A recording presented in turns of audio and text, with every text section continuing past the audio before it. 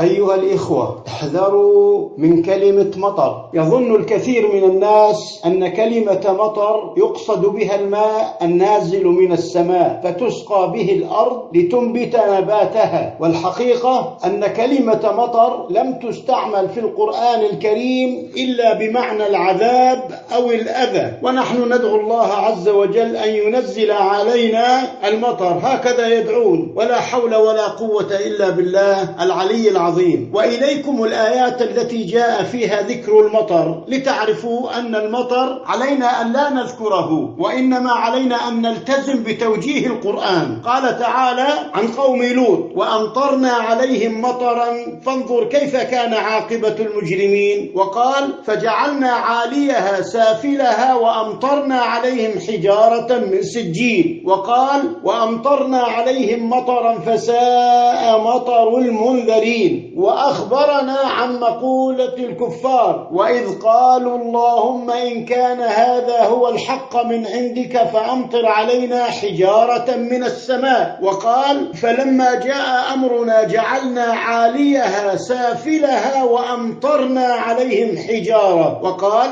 ولقد أتوا على القرية التي أمطرت مطر السوء. أما الماء النازل من السماء لسقي الأرض والأنعام والناس فقد استعملت له ألفاظ غير لفظة المطر، منها كلمة الماء. قال تعالى: حتى إذا أقلت سحابا ثقالا سقناه لبلد ميت فأنزلنا به الماء. وقال سبحانه وتعالى: وترى الأرض هامدة فإذا أنزلنا عليها الماء اهتزت. وهذا من نفحات رحمة الله، والماء يحرك الأرض بالنبات. ومنها كلمة الغيث. قال تعالى: إن الله عنده علم الساعة وينزل الغيث. وقال: وهو الذي ينزل الغيث من بعد ما قنطوا وينشر رحمته. ولم يقل كلمة مطر في القرآن أبدا، فانتبهوا.